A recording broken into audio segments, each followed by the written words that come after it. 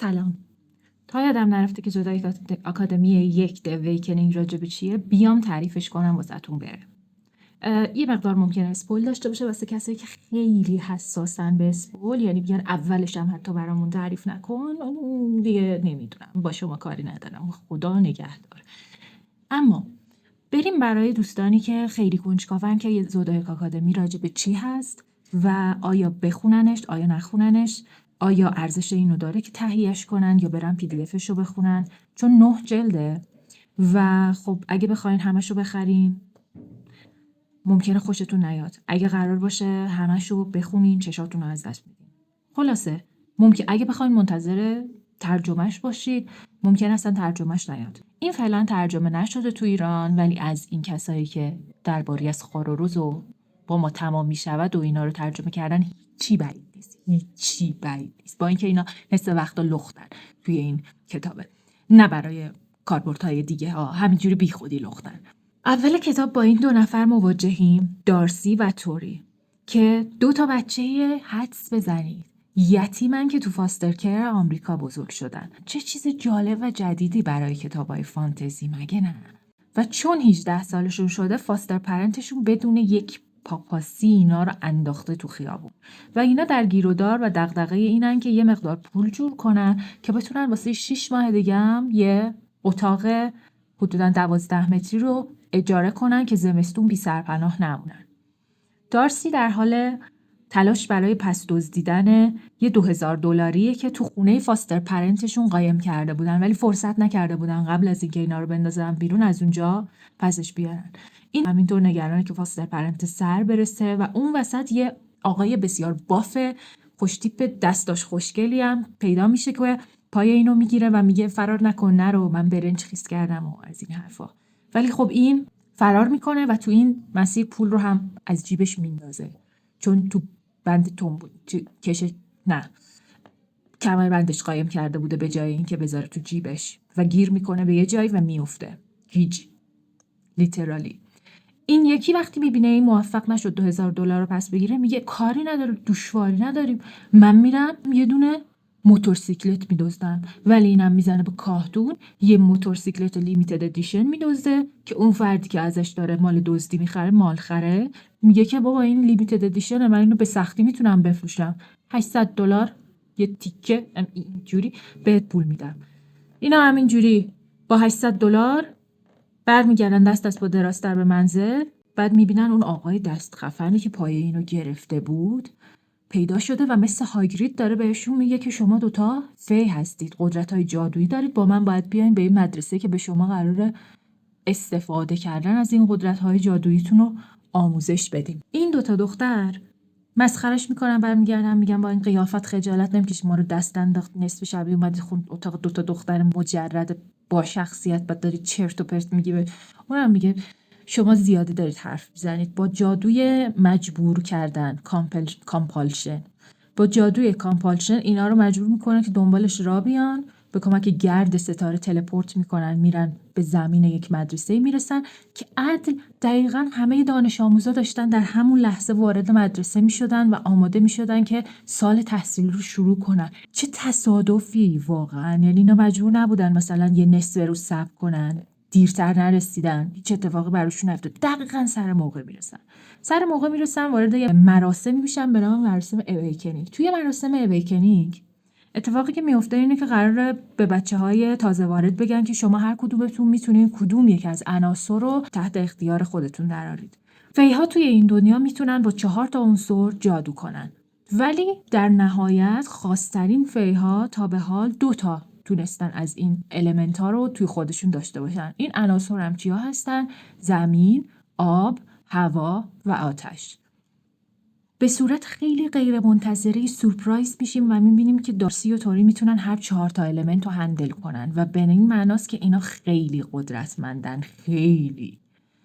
بعدش که نگاه میکنن میبینن همه دارن بهشون خیلی بد چش قره میرن، به خاطر اینکه توی این دنیای فی‌ها که اسمش سولاریا هست یه دنیای قانون جنگلی حاکمه که هر کسی باید سعی کنه قدرت خودش رو اثبات کنه و باید سعی کنه که کسای دیگر رو به زانو در بیاره که خودش قدرتمندترین باشه و اینا اینجوریه که بابا ما اصلا قدرت نمیخوام.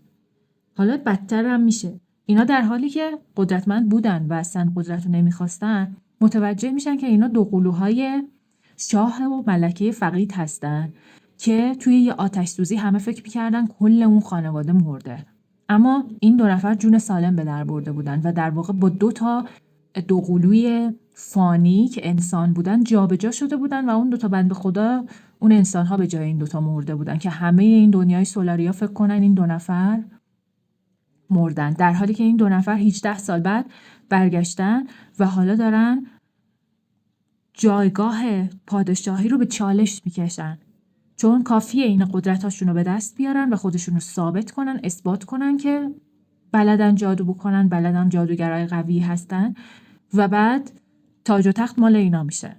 این مدت خب چه بلایی سر تاج و تخت اومده بوده؟ خانواده هایی که مجلس شورای سولاریا رو تشکیل میدادن این مدت اومده بودن و به صورت جمعی داشتن سولاریا رو حکومت میکردن، میگردوندن در واقع. و الان پسرای هر کدوم از اون خانواده ها که این 4 تا خوشگل تیپن، پسرای هر کدوم از این خانواده ها جانشینایی هستن که همه 18 سال فکر میکنن قرار آخر سر به صورت مشترک حکومت به اینا برسه. اینا وقتی به صورت کاملا نوب وارد این دنیا میشن و 4 تا هم المنت میتونن هندل کنن، ولی در عین حال هیچی راجع به دنیای سولاریا نمیدونن، هیچی راجع به قدرت‌های خودشون نمیدونن و بقیه رو به مسخرهشون گرفتن. مسخرهشون جمله نیست، مسخرهشون رو جلوی همه در آوردن. اینم جمله نیست. خلاصه اینا احساس میکنن که توسط اینها مسخره شدن و چه اتفاقی میفته؟ تمام مدتی که من دارم کتاب 1 رو میخونم همه کل مدرسه دارن به این 2 تا زور میگن، دارن بولیشون میکنن، سعی میکنن یه جوری پدر اینا رو در بیارن که اینا به غلط کردن بیفتن و برگردن به دنیای فانی و بیخیال تاج و تخت بشن، در حالی که اینا اولردی بیخیال تاج و تختن. اینا فقط پولشون رو میخوان، اینا فقط ارث و میراثی که از باباشون براشون مونده میخواد. ولی اینا میگن که نه، به محض اینکه شما قدرت‌های فیتون بیاد بالا، ذات فیتون هم رو میشه و کسایی میشید که میان مثل وحشیا قدرت ها از دست ما در میارید. این وسط 2-3 نفر آدم خوبم هستن ولی بقیهشون دیگه مزخرف و اینا هستن. ما تو کل کتاب 1 داریم میبینیم که بچه‌ها این 2 تا دختر فقط همینجوری دارن سعی میکنن از دست بقیه فرار کنن، جواب ابلهان خاموشی است و اینها. و خب تازه اتفاق آخر کتاب افتاده که اینا دیگه رسما دیگه شوخی آخرشون، نگیم شوخی آخر، تهدید آخرشون اینا رو تا سرحد مرگ به خطر انداخت.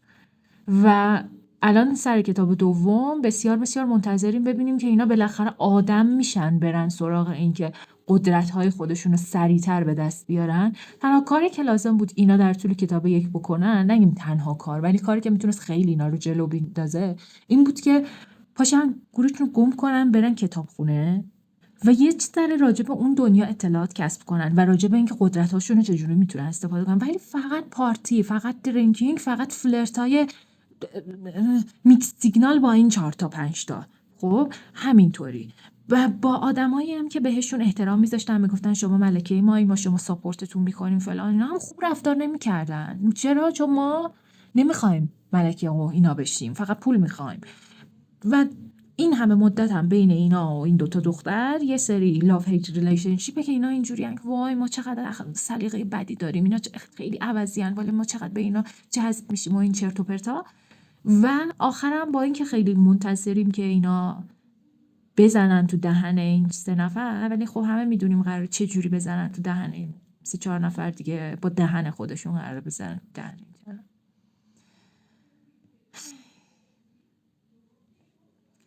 در نهایت گفتم که تو کتاب اول ما فقط داریم میبینیم که اینا به 10 روش مختلف سامورایی مورد قلدری و عذاب گرفتن قرار میگیرن، ولی خوبم هست، حافظه گلدفیشی دارن، راحت فراموش میکنن و راحت نیستن. ازوله رو میبینن دیگه، چی از محبوب بدترن توی بامداد و خمار. ازوله رو تمام دیگه یادشون رفته. ولی خلاصه دنیای خیلی خر تو خریه. مثلا این ومپایرها هر جا میرسن هر کی رو بتونن گاز میگیرن. چرا؟ چون باید قدرت جادوییشونو از طریق جادویی که توی سایر فیها وجود داره ریکاور کنن. داستان فعلا منو خسته نکرده چون خیلی مایلم بدونم که آخر سر اینا چجوری قدرتاشون رو به دست میارن و میتونن این 4 تا وارث کله خر رو به چالش بکشن. چیزی که باید بگم اینه که دوستانی که مایلن اینو بخونن سطح کتاب B1 تا B2 حدوداً به نظر من، و اگر اینترمدییت یا آپر اینترمدییت باشید دیگه به راحتی میتونید بخونید چون اصطلاحات سنگینی به اون صورت نداره. و پیشنهادم هم اینه که اول مثلا 1-2 تا کتاب اول پی دی افشو بخونید. شاید به نظر شما مثلا کتابیه که خیلی اتلاف وقته و درست نیست که آدم بیاد و اینو بخونه.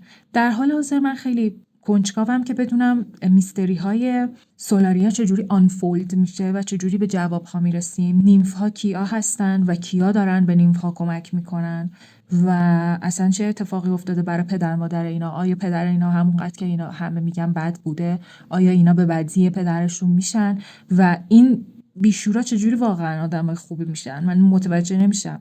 و خلاصه که داستان قدرتش رو از داشتن کاراکترهای خیلی خیلی زیاد میگیره که هر کدوم از کاراکترهای زیاد حتی اگه 2 درجه هم پیچیدگی داشته باشن و میستری داشته باشن، خب به ازای هر کدومشون ضرب در میکنیم و کلی میستری وجود داره که آدم کنجکاوه که براشون جواب پیدا بکنه. تا اینجا زودایک آکادمی بود، کتاب اولش The Awakening. اگه از اینجور توضیح دادن و معرفی کردن کتاب راضی بودید حتما بهم بگین.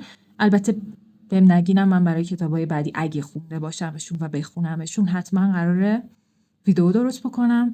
اگه از این سبک ویدیو راضی هستین حتما لایک و کامنت بکنین و اینجوری به من دلگرمی میدین، یک فیدبک مثبت میدین که من مطمئن بشم دارم مسیر رو درست میرم و از این ویدیوها بیشتر براتون درست بکنم.